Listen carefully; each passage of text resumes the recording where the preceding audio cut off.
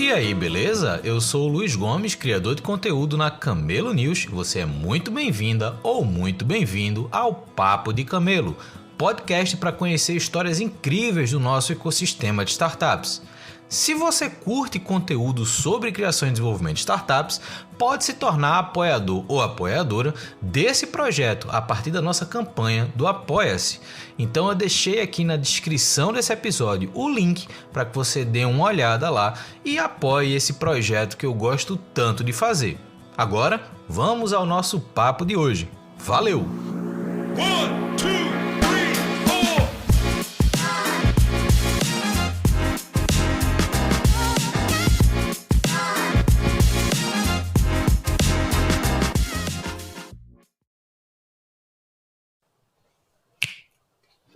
Estamos começando mais um Papo de Camelo. Hoje a gente vai conversar com Jéssica Gordon, do Bebidas na Porta. Então a gente vai conhecer um pouco mais da história dela, o que é que ela anda fazendo, um pouco do mercado que ela atua hoje e o que é que a gente pode aprender com tudo isso. Eu espero que você goste, espero que você reflita sobre o que a gente for conversar aqui hoje. E como eu converso com todo mundo, passando a bola para você, Jéssica, e já te agradecendo pela disponibilidade para essa conversa. Quem é você e como é que você chegou até aqui? Bom, Luiz, obrigada pelo convite, por participar, pela conversa aí que a gente vai ter.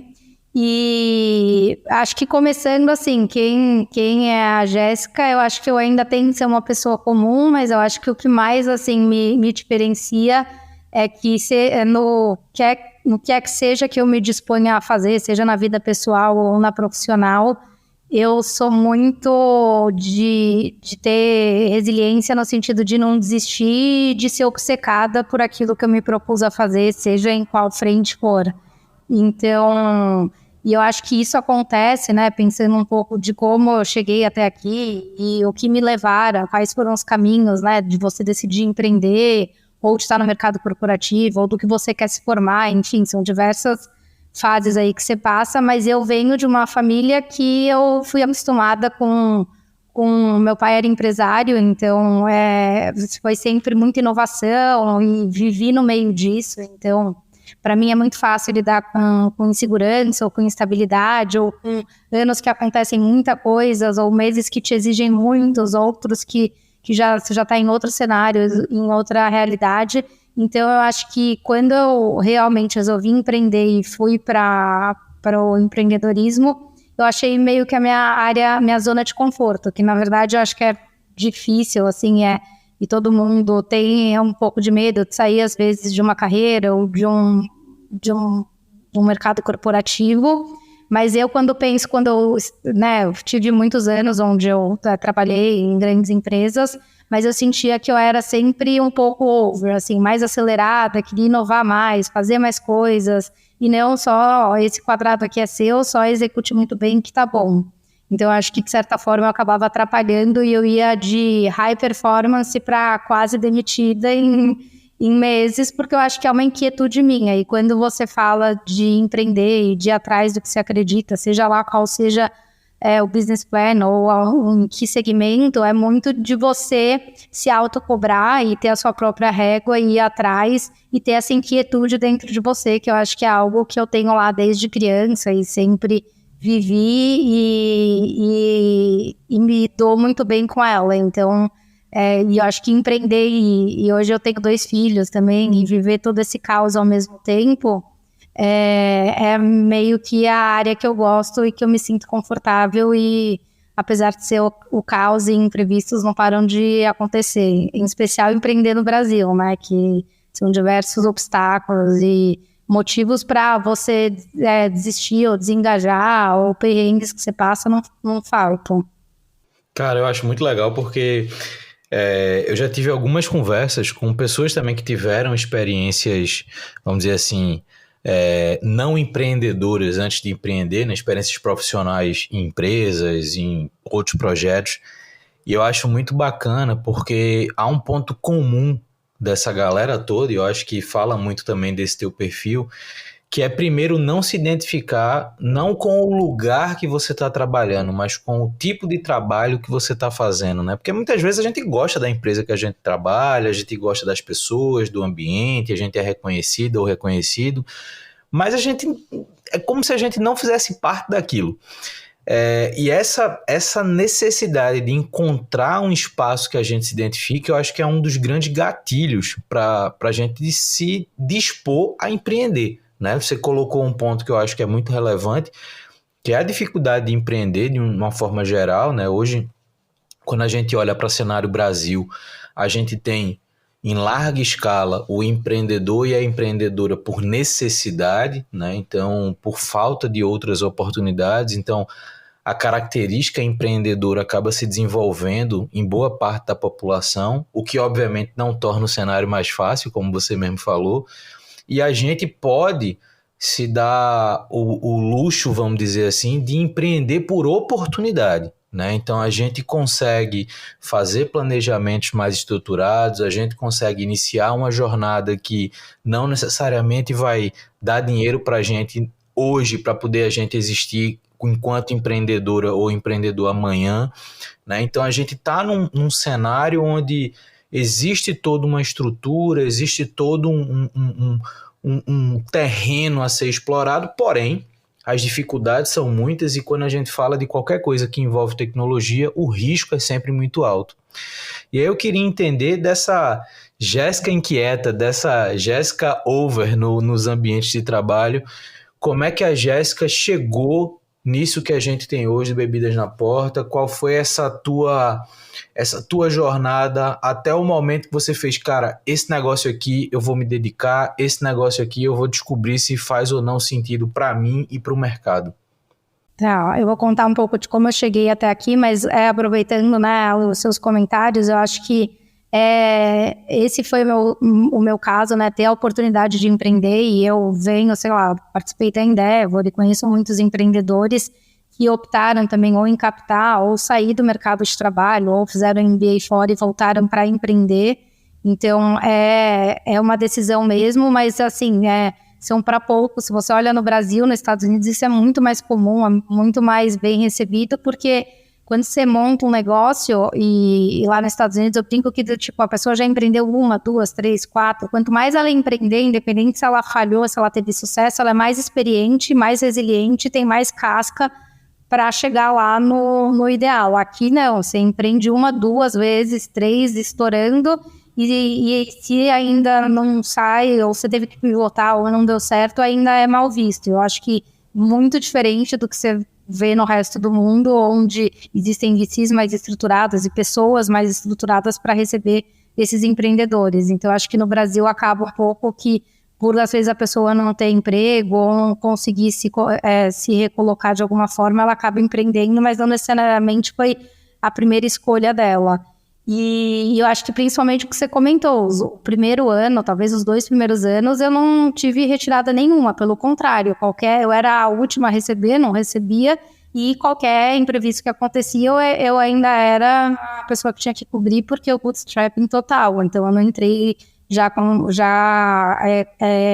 capital de investidor.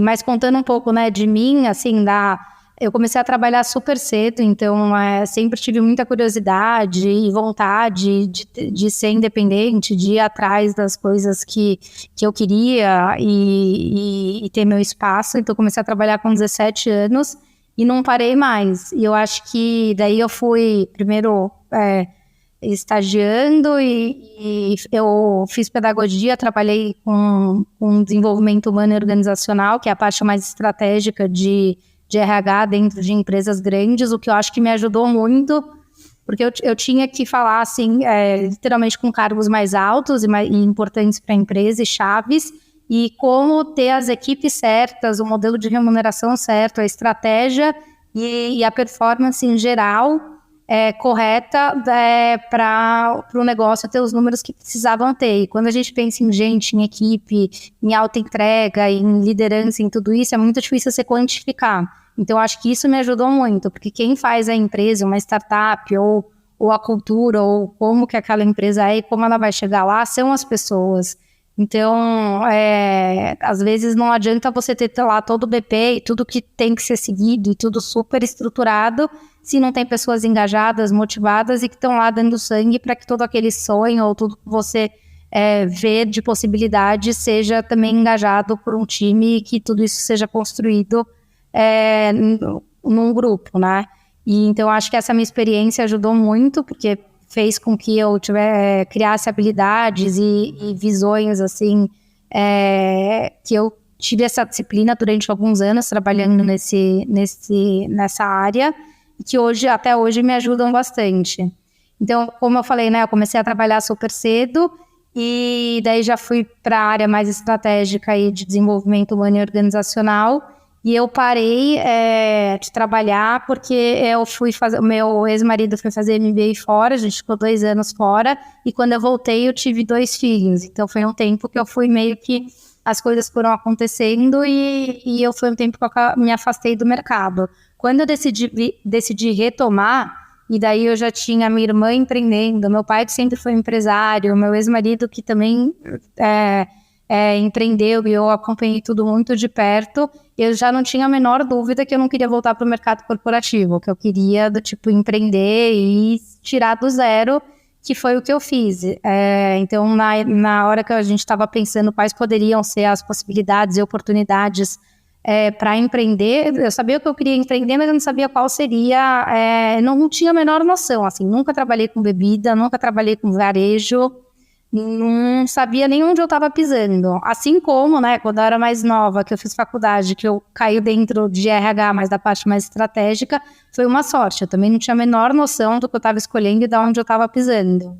E para mim, quando eu comecei a ter várias ideias, ficou muito claro a questão de ser uma entrega rápida e de bebidas geladas, porque eu estava num momento que eu tinha tido 2 filhos, estava sem tempo para nada, eles são sequência, né? Eles têm 1 ano e pouquinho de diferença, e eu não tinha tempo de me planejar. E quando eu entrava para pedir bebidas, porque você tem que ter minimamente lá, você recebe pessoas, então desde de água, refrigerante, sucos, até cerveja, vinhos e alcoólicos e tudo, eu entrava em plataformas onde tudo era preço era super caro, só tinha conveniência, e ainda assim você não conseguia comprar água de 1,5 litro e garrafas grandes. Eram poucos players com preços muito caros e que não tinham cardápio completo. Então, para mim era claro assim, que tinha um mercado e que tinha uma necessidade, que tinham poucas pessoas estruturadas e capacitadas para fazer isso. Porque você comprar R$2 e vender a 15 é fácil. Mas quando você fala assim, não, eu quero... E na época não existia supermercado à palma da mão, lá em vários aplicativos. E o que eu queria, eu falei, não, eu quero que a pessoa entre, não sinta que ela está sendo esfaqueada e que ela tenha um cardápio onde ela possa resolver de fato todos os tipos de bebida dela a um preço justo, que ela não vai querer só comprar porque não deu tempo, porque ela não se organizou, não se planejou. E bebida é algo que qualquer família e em qualquer cidade ou estado ou tipo de renda a gente consome. Independente se está em crise, se não está em crise, se está bem, se não está mal, a gente nunca deixa de comprar as bebidas básicas lá para o dia a dia. Então eu via que o mercado era gigante, que tinha oportunidade, que não tinha players e que tinha um espaço gigante aí que dava para entrar. Eu acho e a gente, desde que eu comecei, a operação começou em 2019, a gente foi crescendo, eu comecei bem antes da pandemia, não tinha, ninguém esperava uma pandemia, e eu acho que o legal da pandemia foi que talvez o que o Bebida na Porta construiria, sei lá, em 2 anos a gente acelerou e fez em 6 meses, porque as pessoas foram obrigadas a se adaptar a esse novo formato de consumo, que foi algo que acabou ficando e que a gente... e o mais legal é que o Bebida na Porta, ele surgiu já com a proposta de ser Dark Store. Na época, quando eu comecei, ninguém nem sabia o que significava Dark Store. Eu podia falar com qualquer fundo de investimento, qualquer pessoa do segmento, ou empreendedor, ou era super desconhecido, e o meu negócio é um negócio que ele não é 100% tech, que ele tem CapEx e que ele é off, e ele é off, tem toda a parte de operação que é offline, e tem a parte online. Então, mas até então eu não sabia que eu estava me metendo nessa furada. Então eu tinha CapEx, estoque, operação offline, operação online e não era uma fintech que poderia falar que ia ser um unicórnio e vai lá indo bilhões em sei lá quantos poucos meses, o que hoje em dia a gente sabe que já não existe mais e que a última linha importa para todo mundo, mas não era a minha realidade quando eu comecei lá atrás na época. Mas assim, eu acho que empreender é isso, e tomar todas as decisões grandes é isso. Dificilmente você está medindo tudo lá na ponta do lápis, até porque o dia que você estiver fazendo isso, você vai concluir que nada deve ser feito. Você acha que você talvez paralisaria na vida ou em tudo. Então, eu acho que... E eu sou muito aberta e confortável em tomar risco e eu acho que tem alguns cuidados, assim, a proposta sempre foi a mesma, onde a gente queria chegar, como a gente queria chegar, tudo isso sempre existiu. Mas, ao mesmo tempo, eu sempre fui uma pessoa muito aberta para entender o mercado e tirar dele as melhores oportunidades. Eu acho legal porque você contou que tem toda uma influência da família, de pessoas que já empreendiam e tudo mais, mas tem uma coisa bacana que eu nunca empreendi no varejo, nunca empreendi com o mercado de bebidas, assim, eu não tinha essa referência específica perto. E como isso faz com que a jornada empreendedora, ela praticamente seja do zero, né? Então, assim, por mais influência que a gente tenha, mas o processo de aprendizado, ele é muito importante. E eu acho que no teu caso, a demanda, de fato, era uma demanda, e é uma demanda que existe e é latente, mas eu achei bacana, e era uma das coisas que eu ia perguntar, porque vocês começaram a operação em 2019, antes da pandemia, e muitos dos serviços online que hoje são super populares, antes da pandemia, muita gente nem cogitava usar, ou um nicho muito específico que você conseguiria ter ali como base de mercado. E é interessante porque a observação que você fez do que a gente conseguiu acelerar em 6 meses, o que em tese a gente levaria 2 anos para fazer por conta da mudança de comportamento das pessoas devido à pandemia, eu acho que foi uma sequência de fatores que, para quem entrou nesse mercado, né, nesse momento que vocês entraram, pouco antes da pandemia, eu acho que trouxe, obviamente, muito aprendizado, né, porque quando a gente olha a parte positiva do negócio no que diz respeito à mudança de comportamento, a gente está falando muito da interface online, mas não significa que a interface offline também teve suas facilidades, porque você tinha que receber os itens, você tinha que catalogar tudo, você precisava de equipe, e no meio de uma pandemia você fazer isso também não é uma atividade trivial. Mas tem uma coisa que eu acho muito bacana na sua história, que eu acho que vale a pena a gente explorar um pouquinho mais, que é esse modelo do Bebida na Porta através de estruturas de dark store, tá? Antes de chegar nesse ponto, a gente hoje olha para o mercado, o segmento de delivery como um todo, seja de itens de mercado, seja de bebida, seja de comida. Boa parte das plataformas que estão no mercado hoje, elas são só intermediárias entre quem tem o item e quem precisa do item. Então, se posicionam muito mais como marketplace, né? Ou seja, eu não me responsabilizo por estoque, eu não me responsabilizo pela logística até chegar nesses fornecedores, eu me responsabilizo da porta do fornecedor à porta de quem comprou. O que, obviamente, tem suas complexidades, porém, existe um movimento nesse mercado varejista que tem ganhado força e principalmente também depois do início da pandemia, que é o mercado de dark stores, né? O varejo por dark stores. Eu acredito que quem está ouvindo a gente aqui pode ser que nunca tenha ouvido falar nesse termo ou só tenha ouvido falar, mas não sabe. Então o que eu queria que você falasse um pouquinho primeiro, o que é uma dark store, e aí eu queria esticar um pouquinho essa pergunta para que você falasse por que esse foi o modelo que você adotou para o Bebida na Porta, ao invés de ser mais um marketplace. Então, o que é que fez você ir para o lado da Dark Store, em vez de ser só um marketplace? Então, começa dizendo aí, na tua visão, o que é uma Dark Store e por que você decidiu por esse modelo. Tá. Eu acho que uma Dark Store, né, quando a gente fala assim... enfim, que algumas marcas aí vêm operando em dark store, são lojas que você decide que ela não vai ter atendimento ao público, então ela é fechada, então ela não recebe o consumidor final, ela não é preparada para receber nenhum tipo de pessoas, então ela é 100% fechada, E eu acho que quando você opta por esse modelo, você acaba tendo como bônus algumas frentes importantes para que o negócio pare em pé. Para uma dark store parar em pé, você precisa ter alto volume, porque você precisa girar muito rápido para que a margem de um varejista ou de um food mesmo, ela não é alta, então você precisa ter um giro alto. E quando você opta por uma dark store, você não precisa investir em fachada, investir numa loja para ter atendimento aberto, em prateleira, você não precisa ter funcionários para receber esses consumidores.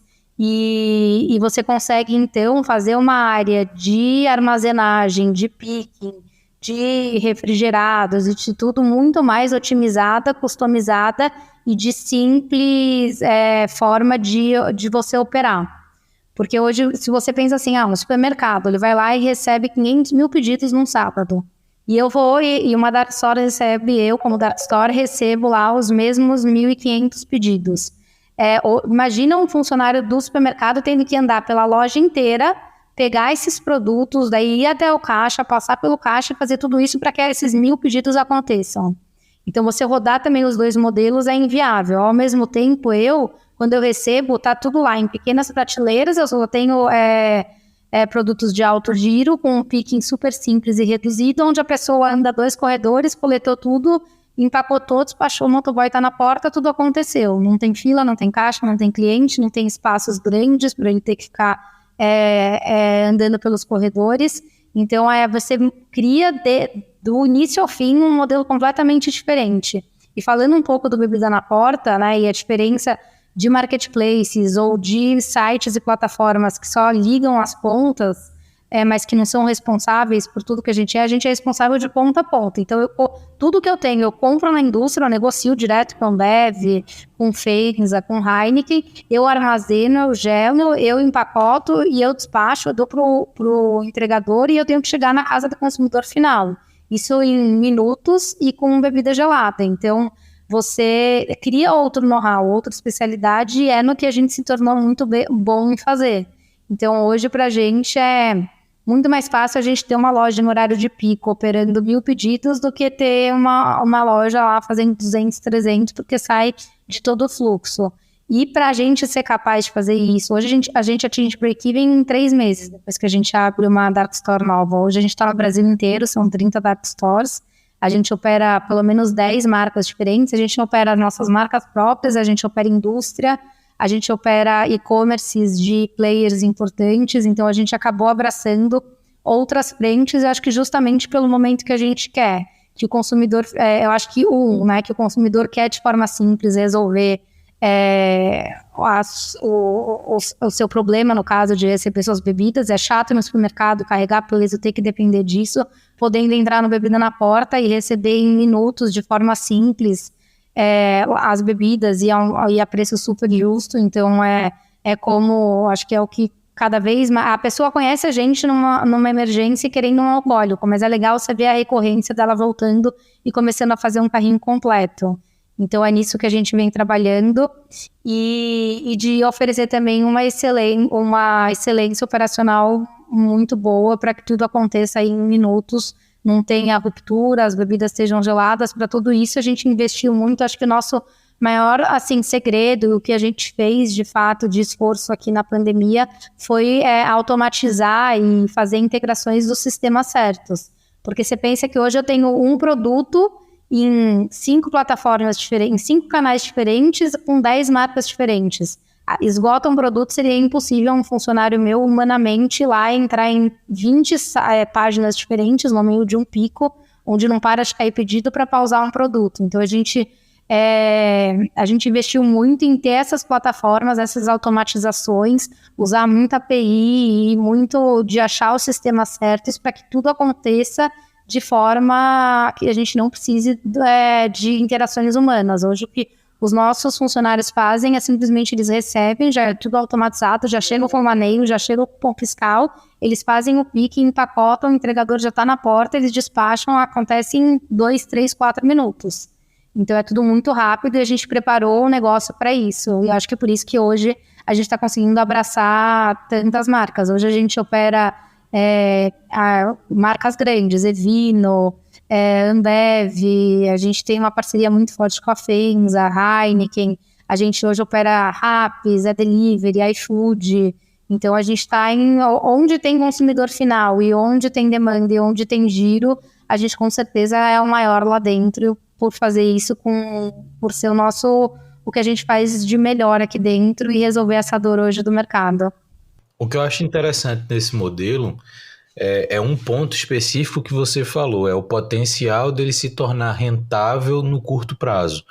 Por mais que você tenha que ter um setup financeiro inicial maior, né, porque a gente está falando não só da construção de uma plataforma digital que já não é tão barato assim, justamente por todos esses pontos que você falou, de cuidados que você tem que ter de operação, de integrações, de otimização de processos que você precisa trabalhar o tempo inteiro, você também tem toda uma operação física, né? Então, eu participei recentemente de um processo de investimento de uma startup que era Dark Store de farmácia, itens farmacêuticos, e a gente acompanhou todo esse processo da abertura das primeiras lojas, de ter que ser legalmente uma farmácia, mesmo não tendo vitrine, fachada, área de clientes. Então, isso gerou um aprendizado para o empreendedor muito grande, porque muda muito a visão de quem está pensando no negócio digital só pelo software, né? Então, quando você pensa na operação, quando você pensa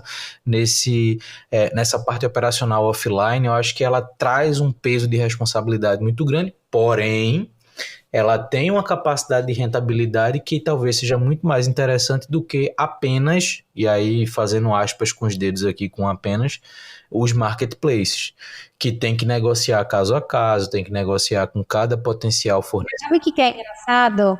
Eu acho que o que mais me ajudou e fez assim com que a gente seja o que a gente é hoje em termos de rentabilidade, de tamanho, a gente é de longe o maior grupo aí de entrega rápida, bebidas geladas em minutos no Brasil. A gente faz 100 mil pedidos por mês para consumidor final, entregues em minutos. Eu acho que foi justamente a escassez de recurso financeiro.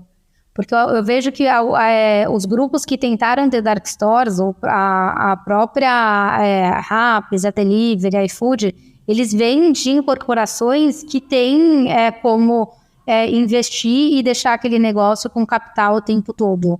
É aceitável você pôr. Como no nosso caso não era aceitável, a gente foi obrigada a escolher o sistema certo, a escala certa, as integrações certas. Quando você não tem margem para gastar, para errar e para ser eficiente, querendo ou não, a vida fica muito mais simples e mais fácil, porque não tem a possibilidade. Assim, todas as mini decisões que você toma já é para a última linha. Então, naturalmente, você criou e estruturou um negócio que para em pé. Eu acho que se eu tivesse assim, a mesma pessoa, com a mesma cabeça, começando, só que super capitalizada, eu ia, querendo ou não, conheci 10 sistemas. Lógico que tem uns que brilham mais o olho. Só que uma vez que não cabe, que isso não vai ser pagável em X meses e que não entra lá no modelo, você já descarta na hora e você já fala, não, eu vou conseguir, nem que seja com 1 ou 2, via API integrando, mas o resultado final vai ser o mesmo. E você chega lá de forma muito mais forte. Então, eu acho que foram, assim, a gente não foi pensado, mas foram caminhos que ajudaram muito e que fazem com que a gente, em muito menos tempo do que grupos enormes, consigam chegar lá. E a própria falta também de recurso e de escassez, de você não poder ter áreas gigantes. Então, acho que todo mundo que estava muito entregue e performando e escalando tudo isso de uma forma muito estruturada, muito engajada e muito consciente. Porque eu vejo hoje que na pandemia, que muitas empresas, né, grandes plataformas e-commerce cresceram muito, você vai lá, sei lá, triplica, quadriplica, quintuplica a área de tecnologia e no fim, hoje, que a gente já está mais consolidado e já tendo uma noção maior do que é um horário de pico, o que não é, a gente está justamente, esses grupos estão no sentido oposto. Vamos enxugar porque não está eficiente. Você pede para um que vai para outro, e que a gente nunca consegue ter a entrega do produto de fato no tempo que a gente precisa. Então, eu acho que a gente não ter tido essa oportunidade, nosso foco foi sempre, a gente precisa abraçar essa demanda, entregar assim, sem erro e com muita eficiência, porque uma vez, se a gente começasse a falhar no que diz respeito a entregar pedido errado para o consumidor final, ou não ir o preço certo, ou não ir o produto certo, basta uma falha para a pessoa deixar de ser seu cliente. Então a gente sempre foi muito consciente nisso, a experiência precisa ser incrível, precisa ser perfeita. E eu acho que foi isso que a gente construiu, o que faz com que a gente tenha hoje uma recorrência de 60% a 70% das pessoas que entram e conhecem a nossa marca, voltam e ficam recorrentes e pedem lá toda semana. Então eu acho que foi a construção aí, né? Eu tô há 4 anos e meio fazendo.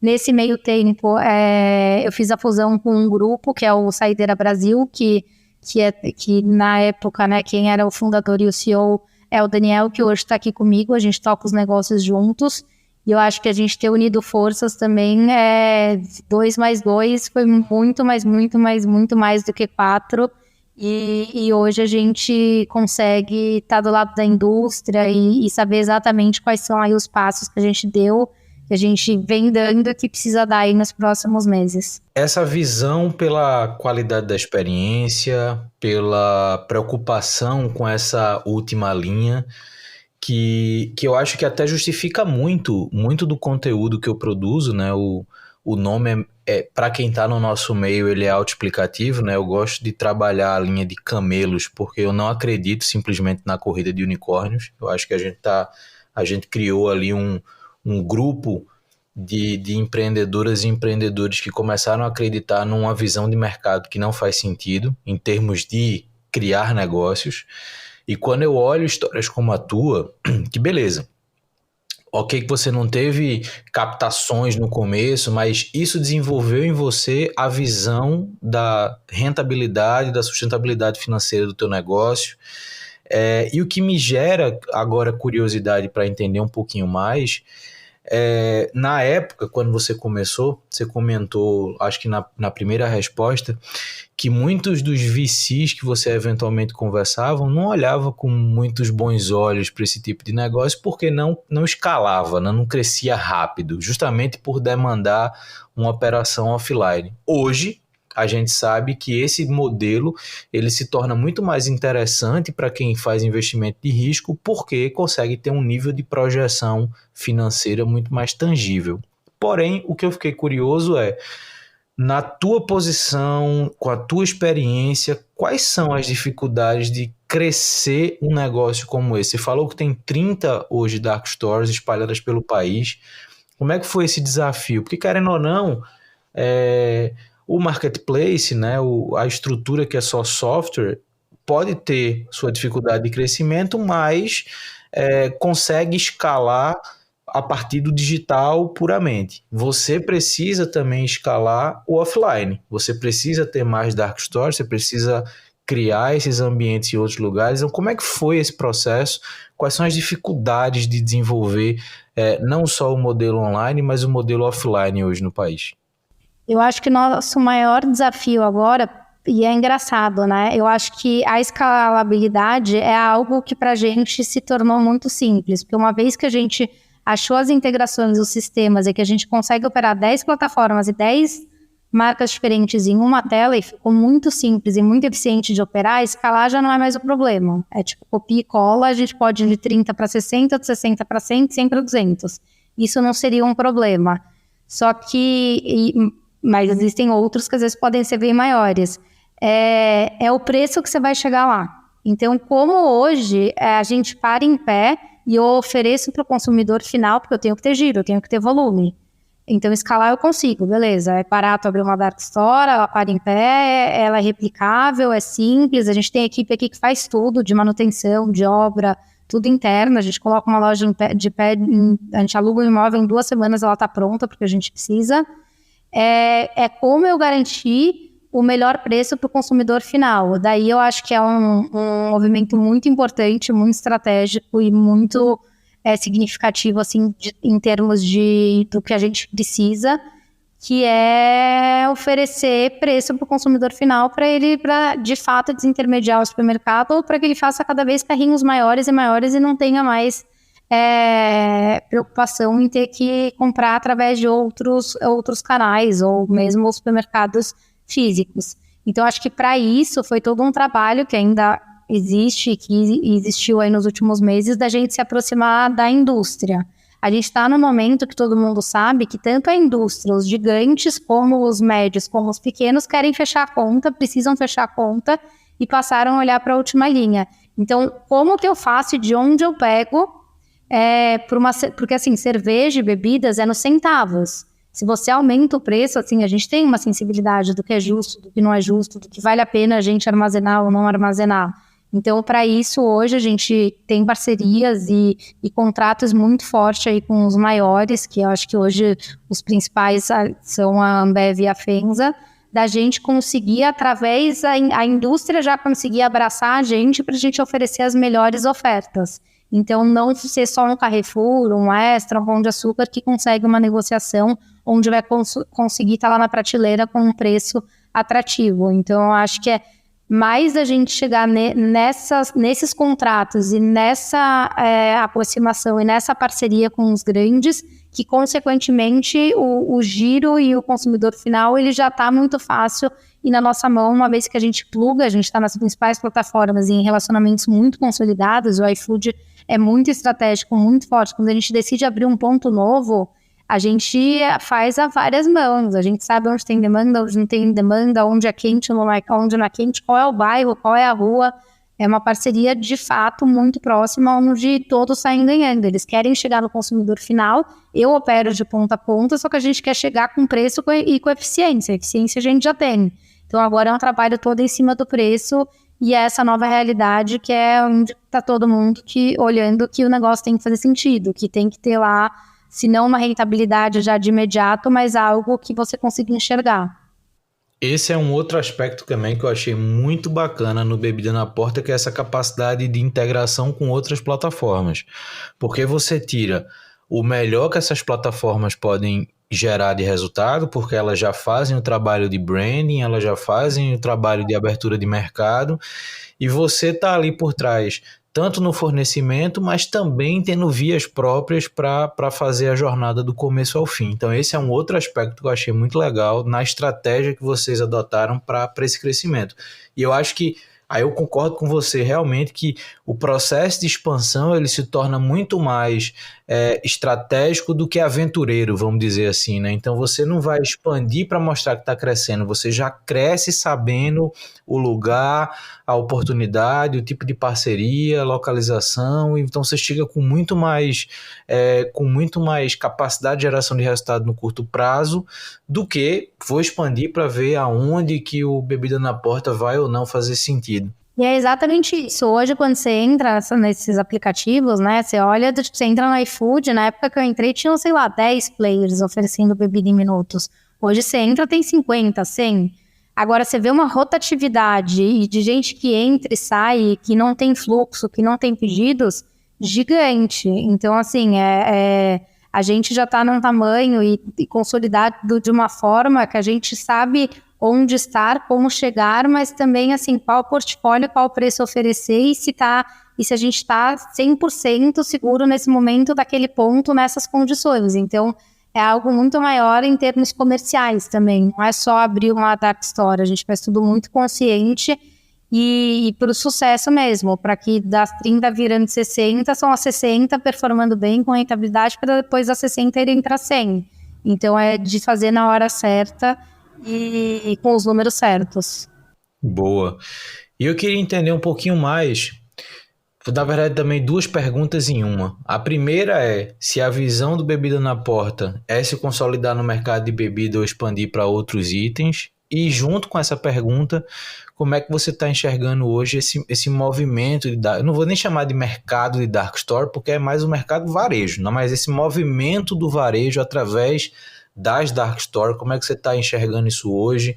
Que tipo de oportunidade hoje você enxerga? Que tipo de dificuldade hoje também você tem visto para que a gente possa eventualmente despertar ou uma nova oportunidade para quem está ouvindo ou até um alerta para quem está ouvindo que quer entrar nesse mercado de varejo por dark store, do que deve prestar atenção, do que deve buscar mais informação sobre?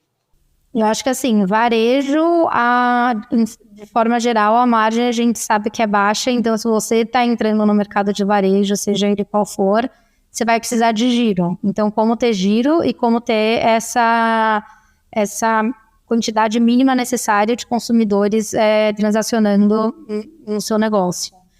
Porque senão, obviamente, ele não vai parar de pé. E em relação, assim, a gente virou muito bom em bebidas, que a gente está falando aí de um corredor que, sei lá, 300, 400 SKUs.